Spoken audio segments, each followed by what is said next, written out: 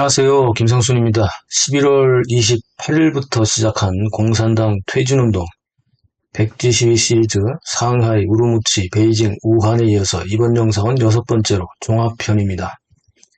대규모 시위가 발생했던 상하이, 신장, 우루무치, 베이징, 후베이, 우한 이외에도 스촨, 청두, 간수, 란조, 섬서, 시안, 신장, 우루무치, 저장, 우진, 후난, 창사 등의 시위를 모았습니다.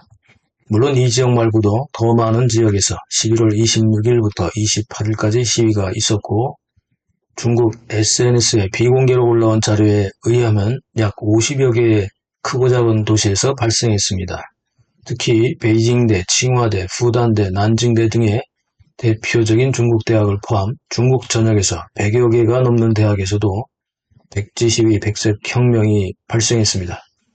시민들과 청년들은 거리에서 함께 시위를 벌이기도 했는데, 백지 시위의 발단이 된 우루무치 화재 희생자들에 대한 추모를 시작으로 구호들이 SNS에 공유되면서 방역반대, 봉쇄해제, 자유회복, 언론자유, 인권존중, 의법치국, 법치실현, 민주법제, 표현자유, 보편가치, 평등민주, 공산당 퇴진, 시진핑 퇴진, 종신제 반대, 황제 반대, 인민만세, 인민단결 등의 구호들이 등장하면서 중국 공산당과 시진핑 지도부를 긴장시켰고, 오랜 세뇌 공작과 우매 정책으로 먹고 사는 문제에만 집착하며 노예 생활에 길들여진 중국 인민들을 깨웠습니다.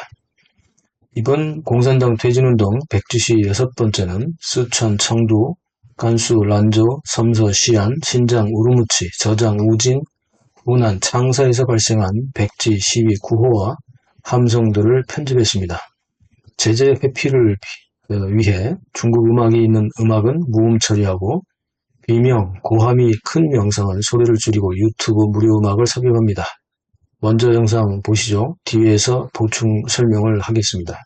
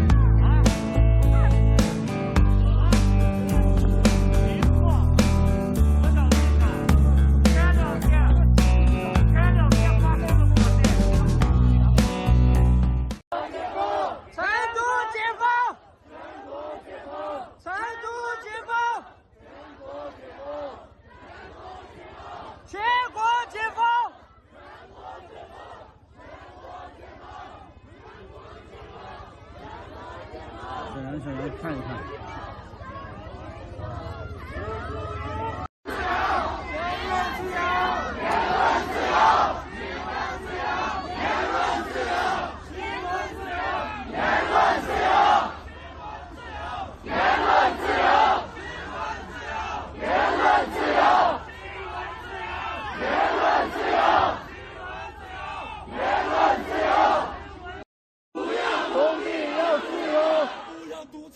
要民主，不要独裁，要民主；不要专制，要自由，不要专制，要自由。我们才是这个国家的主人，是因为有我们，才有中华人民共和国，不是因为有上面的人。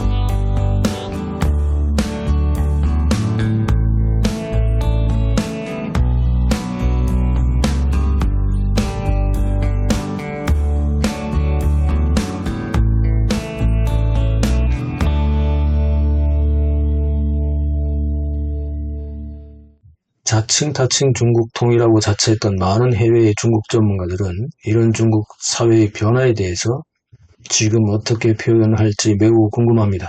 그들은 이번 백지 시위가 시작된 11월 26일 이전까지 중국 사회는 공산당의 고도의 우매 정책과 장기적인 세뇌 정치로 공산당만을 찬양하는 노예와 같다고 표현해왔죠. 그러나 저는 중국 사회에도 목숨을 걸고 반체제, 반중공을 주장하며 저항하는 인권운동가들이 있고 이를 지지하는 많은 사람들이 있다고 반복해서 설명해 왔습니다. 중국의 인권운동에는 언론 기자, 변호사, 교수, 학자는 물론이고 일반인들도 많이 참여하고 있지만 중국 14억 인구에서 보면 소수에 불과하다고 말씀드렸습니다.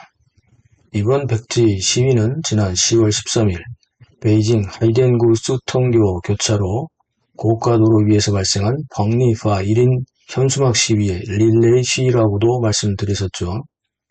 펑리파는 현수막 시위에서 시진핑을 파면하고 중국 인민들이 직접 선거로 지도자를 선출하자고 외쳤습니다. 이렇게 목숨을 건 체제저항 인권운동은 늘 존재해 왔습니다. 이번 상하이 백지 시위 역시 이런 차원에서 펑리파 현수막 시위 이후 중국 국내와 해외에서 계속해서 이어지던 릴레이 시위의 한 종류였고 중국인들은 전국에서 호응했죠. 지금도 중국 인권운동 반체제 인사들의 대부분은 구금과 석방을 반복하고 있고 이들의 가족과 친인척 및 친구와 동료들도 계속해서 공안의 감시를 받고 있습니다. 특히 중국에서 큰 일이 벌어질 때마다 이들은 감시 대상이 되어 아예 공안 몇 명이 한조가 되어 교대로 이들을 일일이 집 앞에서부터 감시하고 출입을 통제합니다. 이번 시위에서 주목해야 할 점은 시진핑 3년이므로 권력 통제가 강화되었지만 중국인들이 공산당에게 그동안 참았던 울분과 분노를 집단으로 터뜨렸다는 겁니다. 공산당에게 순종하는 듯 보였을 뿐이지 실제로 이들은 공산당의 만행에 대해 단지 침묵하고 인내하고 있었던 것이지 공산당을 인정한 것은 아니라는 점이죠. 이미 말씀드렸지만 이번 시위가 바로 민주화 성공으로 가지는 못할 것이고 불과 며칠 지나지 않아서 이번 백지 시위도 결국 공산당의 강압 통제에 멈추게 될 것입니다. 그러나 백지 시위는 끝난 것은 아니죠. 오히려 물밑으로 가라앉았을 뿐이고 다시 계기가 되면 공기 부양력에 의해서 수면 위로 올라오게 될 것입니다. 중국인들은 바로 그 다음 계기를 또 지금까지 해왔던 것처럼 인내하고 참으며 기다릴 것입니다. 그런데 이번 인내는 과거의 인내와는 다른 양상으로 전개될 가능성이 있죠. 홍콩 우산 혁명과 이번에 전국적으로 동시다발적으로 순식간에 확산된 백지 시위 경험은 바로 공산당에 대한 인민들의 저항 능력을 더욱 키우는 촉매자가 될 것이기 때문입니다. 근대화와 민주화 과정은 순차적이기도 하지만 동시에 이루어지기도 합니다. 근대화와 민주화를 동시에 이룬 나라는 1980년대의 대한민국과 타이완의 경험이 있습니다. 근대화 문턱에서 주저앉거나 일부 근대화를 이루었지만 민주화를 이루지 못한 남미나 동남아의 일부 국가들은 잠깐 맛본 경제 발전에서 멀어져서 낙후되어 있죠. 이미 중국인들은 백지 시위를 백지혁명, 백색혁명으로 호칭하기 시작했고 공산당에 대한 저항운동은 지금부터 오히려 본격적으로 수면 위로 부상할 준비를 시작한 것이죠. 근대화 과정에 있었던 모든 국가들은 민중들의 의식 변화를 통해 전통사회에서 시민사회로의 변화를 경험하게 됩니다. 그런데 근대화의 과정과는 달리 민주화 과정의 핵심은 스스로 해야 한다는 거죠. 중국은 놀라운 경제 성장으로 근대화의 문턱을 넘어섰고 다음 과정은 스스로 해야 합니다.